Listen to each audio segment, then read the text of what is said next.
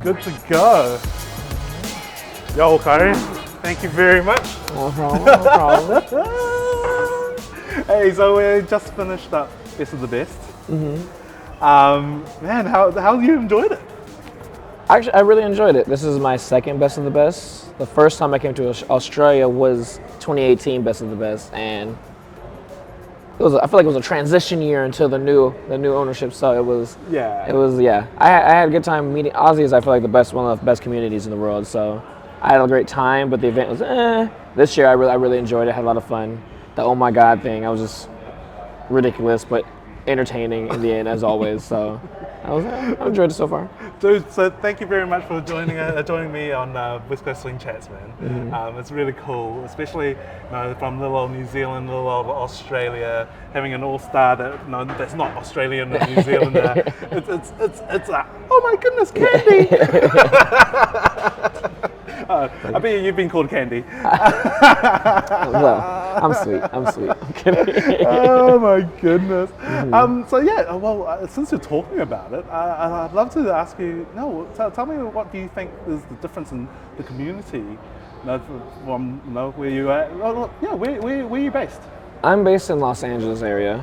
I'm about 30, 45 minutes outside of LA proper. Yeah. But that puts me around 3 big scenes. So we have in SoCal we have the LA scene, Orange County scene, and San Diego. Yeah. So Orange County is where Atomic is, one of the bigger dances in SoCal. Ben Morris runs it. Yeah. Tara Trapster, she's always there. Ryan Crutcher, there's a lot of good people. Shout out. Tara, hey. And then San Diego, Meech and Brandy are really building the scene out there. It's been really great. Haven't seen it come back. Definitely after the pandemic kind of died out, but it's really coming back strong for us. Yeah. And then LA is an interesting place, but thankfully because we have so many other options to do, it's still, some people like Tip and Tevye are throwing weekly dances and such, and so it's really cool seeing everything. Am I comparing it? You said compare it to Aussie? What have you found about our scene and then the American scene? So I guess there's 2 different parts. There's the social aspect and then the event-wise aspect. Event-wise, we're totally spoiled in the States, and definitely in SoCal, there's so many different options. Yeah. Jealous. And then this part of the year, we have the Open, Tap, Halloween Swing thing all coming up, and that's within 45 minutes of me. And so amazing. we're definitely spoiled in aspects. So it's interesting because in the States there's you have definitely 2 groups of people. You have the competitive people who are at least the traveling dancers who go to all the events, not just local ones, because since we have a lot of local ones, you can only go to local ones and still do a lot of dancing. But they're ones who travel and do things, and then you also have the groups who are just they go to events, but literally if it's not within the 45 minutes, maybe a couple hour drive, they're we're not taking the time to do it. And so it's cool to see that when you come out to these events, a lot of the scene travels to go do everything. So it's pretty much a big family. You're going everywhere and seeing everyone every single time. So that's pretty cool. I really enjoy that. And how does it compare to the Aussie scene? Aussie, New Zealand, Aussie scene, yeah. Aussie scene, I've got to experience Brisbane a bit, and I haven't made you haven't New been Zealand to New Zealand yet. Haven't been there yet. We need to get you there. All right, one day. I'll make the flight. One day. We're only a 3-hour trip from Sydney. All right. It's such good. I don't know. It's got such good energy. Everyone's so happy all the time and good vibes. And I don't want to be rude to say this, but it's younger scenes. So it's cool to see a lot more energy about the dance as well, because in the States, because it's been there for so long, a lot of the scene is getting older. And so there's kind of that little bit of a divide where it's just earlier in the social, which is when the older group people are there and you're doing your social and then later the younger people come in, and so you have to, if you don't come for the whole time, you miss groups of people, and so that stinks. And so far here, because you don't have as much social time, everyone stays for the social. So even event-wise, where you only go to 3 o'clock in the morning. Exactly. Yeah. So it's such an interesting where events in the States, they go to 7, 6 a.m. Usually early nights are 3 or 4. But because there's so much time to dance, it causes people to just not be in the ballroom all the time. Right. While here, since we don't have much time to dance, we're social, or at least to be around the ballroom more, so it's easier to have more interactions with the the dancers at sometimes. You don't lose everyone. Right. Because sometimes events get too big to where you're just like, you won't see someone the whole weekend, and it's like, oh man, I really wanted to hang out with you and spend time. Well, what's your preference? Preference as in, I don't know. So like pre-pandemic, since I love social dancing, I love the music, and I love just dancing. Yeah. I missed everything and like being able to hang out with people because I was just always on the dance floor. Sure. And so now, since the pandemic, and I was like, oh, I don't get to see you guys that much, and I don't get to like catch up and learn about everyone. So it's like, oh, now I sacrifice some of the social thing to hang out and just get some like one-on-one time with people. So thank you very much, by the way. Yeah, I appreciate that more after. Like now, since I was like, oh no, these are also, because I love dancing, I love socialing, but these are also times to catch up and meet up with friends and just have those make those relationships and everything, and so connections and everything. So it's really, I will get stuck sometimes social dancing, but now I'm like, oh, if there's a conversation, let's go have the conversation. I will take the time to do this. Right? So for a bit of context, we're at the last day of Best of the Best. We're doing a wrap-up party right now. We're filming in a restaurant. That's why you can hear knives clanging. The party's happening right behind you. That's why you'll hear music go woo, a bit loud and stuff. So don't mind the audio. But so tell us. So yeah, how long have you been dancing for? I started in 2015. Okay. So was that 8 years now? Almost. Yeah, it's crazy to think I'm almost 10 years into this, because time flies, and the pandemic messed up all sense of time. But like, yes, about 8 years now. So did you have to take 2 years off during the pandemic? It was like, so in the States, depending where you were, it was very like area specific what happened. So like it was definitely like a year and a half I'm in LA, Southern California, where there was no dancing. So like there was no socials, but I got lucky because my roommates, during the pandemic, I had dancers who became my roommates.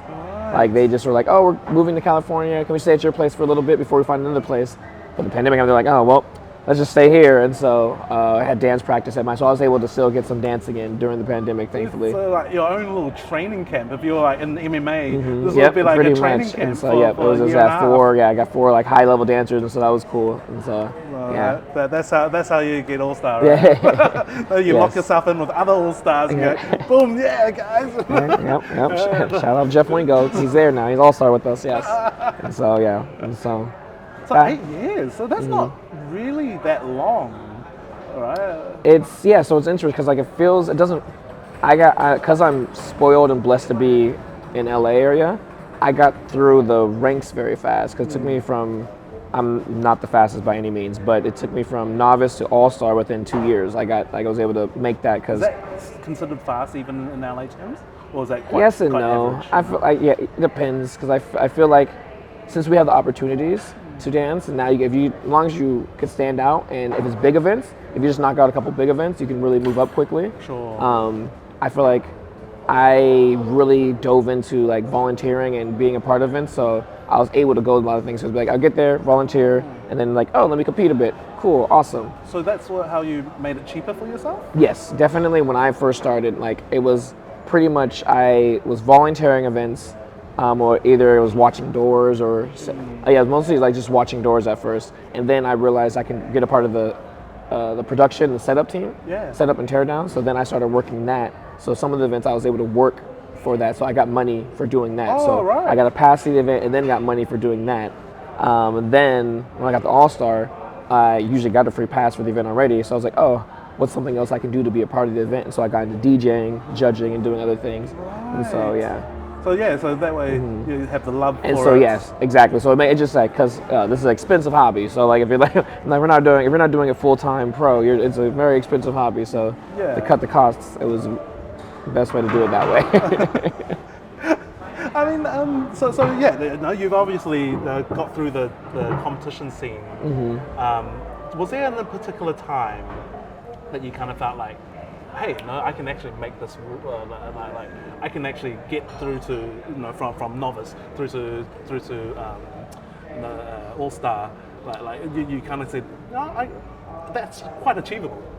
Well, I think initially I guess this is how, like, to show how, like, competitive the SoCal scene was. My only goal was, after, like, my first few competitions, was like, oh, I would like to see if I can get to advance in a year.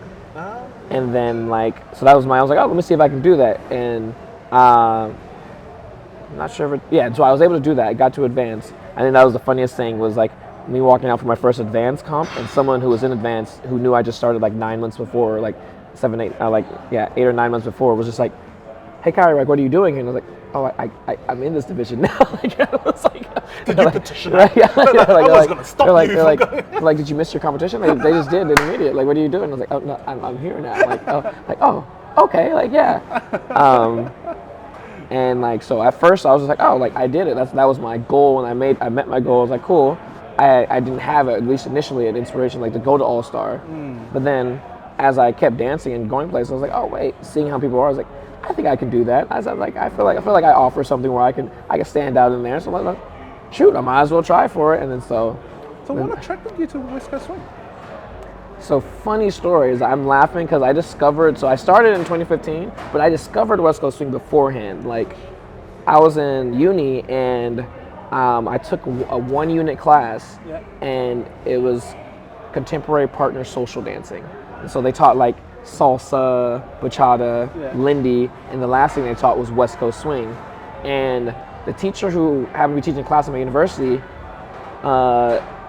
used to, like, babysit Jordan and Ty. So she'd known them for a long time in their life. And so she would play videos of the US Open. I'm just like, this is boring, it's wasting my time, I don't care, whatever, let me get this A and get out of here. But she was like, hey, she looked at me, she's like, hey, I think you would really like this. This seems like something you would do. And I'm over just like, yeah, sure, whatever, lady, yeah. But she was like, you know what? Hey, we're doing a field trip to Halloween Swing thing, the Thursday night of Halloween Swing thing. So we did. She was like, a field trip to Halloween. It was a Thursday night pre-party thing. I get there, and there's not everyone comes out Thursday night. So sometimes, but this one at the time, it was just not many people were there. So it was just like little. So I was like, oh, cool, awesome. But the teacher was like, hey guys, come together. I want you to meet Jordan and Tatiana.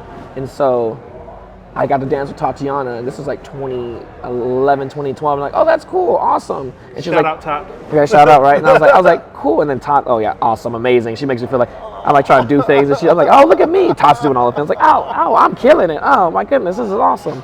And like, so the teacher's like, you're gonna do this? I was like, no, I don't have time to do this. And then, but when I finished up school, 2015, when I finished up school, I was like, well, I got nothing but time, so. You're doing West Coast Swing. So yeah, that's how I ended up doing West Coast Swing. And I'm guessing you're quite a competitive person in general? I can't even act like I'm not. I'm very, like, I enjoy competing, and I think West Coast Swing's interesting because it's like your own personal growth, but there's also the competitive aspects against other people as well. So it's really cool to be like, oh no, I'm progressing. Like, yes, I'm getting judged by everyone else, but I am also progressing in my own dance as well. So like, you have videos of like, ooh, that's what I look like. That's oh my gosh, like how did I make advance when that's not good. That does not look good. And then now you're like, I'm proud of that dance. That was a good dance. Like, judges might have liked it, but I liked it. That's all that matters. I think sometimes because I see that I see myself, especially like the moment straight after, is like, that's wrong, that's bad, foot placement. Oh, why did I lead it? Couldn't you hear the clap in the music? I set this up. I think it's just so funny because like you do that. Like when you see a dance video afterwards, you can't critique it so much. But what I tend to do is usually how I felt in that moment. So I have moments of like I feel like the only benefit of like making it's All-Star, not only benefit. One of the benefits is like it's documented. A lot of your spotlights are documented, so it's cool. There's like I can go back and look at a video where shout out to Jenna at Jack and Jillarama, where if you watch this video, I did the same move 5 times, and Jenna did something nice and like amazing. And I say, did I get carried that day? Yes, I might have been a Gucci bag, but I definitely got carried that day. But it was still so much fun, and it's always I don't know the right word to use, but I love just seeing the crowd's reaction, how I made other people feel in the moment. So like, favorite thing of watching like spotlights is seeing the background, how the other competitors are enjoying the moment with you on the floor. So it's really, so I'm like, haha, I got someone to laugh, or haha, Brad's in the corner like smiling or giving me, or seeing one of the judges like, nah, that was pretty good, or something like that. So I enjoy those small aspects of seeing people in the background as well. So the moment of giving, yeah. Like, see, I was feeling good. How's other people feeling good too? Yay, awesome. So I really enjoy that. I forgot to ask, like, what is like you've only been doing this for 8 years. I say only. Yeah. You say, man, I've been doing it for almost a decade. Yeah, no perspective. But what's your background? Like, have you got music background? So yes, I went to school I'm a music major. So when I went to school, I played saxophone, and that's why in the States they see sometimes at events, I've been told that, Tap actually, and yeah, Jackie Chillerama, I play the sax. And yeah, so I went to school for that, and then now I work in education. I initially thought I was going to be a music teacher, but then I love kids. Love kids. They're amazing. Love kids. But I don't know if teaching is the right. But I don't know if teaching is the right avenue for me working with kids. Sure. And because I love being able to like be a mentor and have like be there for them, but then having to switch and be like, hey, can you listen to me? You gotta get your work done. I'm not good at that transition, so so right now I'm just an aide, and so it makes it very easy for me that's why I'm able to travel and get around, because I'm not the primary teacher in the classroom. Sure. Like a saxophone, I can just show up and be like, it's nice to have me, but you don't need me. What kind of like, could you transition like your music knowledge to West Coast swing? Like, Yes, that helps so much. It was like, because I came from music, I understand phrasing a lot. So like when it came, yeah, exactly. Just as I was just like, in novice, like, come on, girl, what you doing? Follow, what you doing? But like it was such a music-wise, it was such an easy transition for me, because I heard it like, oh, my problem was I was too bouncy and just like, you guys feel the music? Yeah. Oh, feel the music. I still bounce now, but not as much as I started. I've calmed it down a lot, which is crazy to say. I don't know if that will stay in the cut either. I'll pound it down a lot. Good on you, I guess. I said calmed it down a lot. Calmed it down. I thought you said pound it down. No, calmed it down a lot. Sure, yeah, that's gonna stay in the cut. Yeah. But yes, definitely coming from music, I was able to understand phrasing. I was able to understand, things repeat a lot in music, so it's like, oh, I missed it the first time, I know where it's going to be the second time. Yeah. And that really helps going through the lower levels. That really helps with everything. And then once you get to All-Star, when you have to do spotlight, it's like, oh, how to set this up to be like, this is where it's going to hit, or something should be here. I don't know what it is. I think that's the funniest thing, is when you set something and you're like, this isn't the type of hit I thought it was going to be. Like blues songs, you never know if it's going to be like a hard hit or just like a continuing beat going, and you're like, oh man, I hit it. The music's still going. So what, do you have like a tip that you could give someone that's kind of going through the journey? It's like, man, my musicality is shite at the moment. Like, all I'm doing is leading, following, and everyone's saying that I need to add more musicality to my dance. Is there something as a musician you could like give as a tip to people that hasn't got music in their background? I feel like there's so many layers in music, which is really cool. So my natural groove comes to just feeling the like, it's like kind of my own like self metronome. But then hearing parts of the music where it's like, I like this, so I want to like acknowledge this part of the music. So finding ways to acknowledge it without messing up whoever your partner following, but also finding ways to include them in it. So a lot of the times, like, this is how I hear the music. You might not hear the same way, but hey, come with me and do this. So finding moments to be like, this is how I hear the music. Like, do you want to join me on this journey of hearing the music the way I like to hear it? Right. And if not, cool, awesome. But this is how I like to hear it. And I'm not going to mess with you, but this is just so you know. I'm here with this. And so. Right. So yeah, having that invitation more than just hit it yourself. Yes. Like, because I feel like when you force something on someone, they're not as receptive to it. But when they're open to it and like, hey, come with me if you want. If you're not, no, go ahead, do your own thing. But then having it's funny, they call that Khayree bingo back home, but I have moves that I like because I have moves that I enjoy doing. So it's like, yeah, you want to do it with me? Cool, awesome. Yeah, if not, okay, cool. All right, let's keep moving on. But having your moves that work, that bring a smile to your face, like within no matter what song it is, it's just your own thing where you can get into your happy place to make you more comfortable to dance. And so I feel like that's important. Can I ask if one of the moves is the side to side one and then the Yes, exactly. Yes, exactly. That's one of them. Yeah, see? Yep, that's one of them. So I met Khayree in Korean Open, and that's the moment I kind of said, oh my goodness, who the heck is this guy? Yep. And Jordan taught it the next day in class. Oh, did she? Yes, shout out to Jordan and Tatiana again. Yes. They're like, oh, Khayree, showed up to the workshop. We're doing the side-to-side move, but not with your ending. Thanks to you, I've actually been doing that myself. To me, it just made sense. I was like, some left, right, center. Like, why wouldn't you go both like what? But that just made sense. If you don't know what we're talking about, I'll put a something or rather on there. You do my dance ability, yeah. Hey, dude, I'm not gonna keep you. Thank you very much. Oh no, of course, me, yes. man. It's been so Oh yes, fun. we can catch up.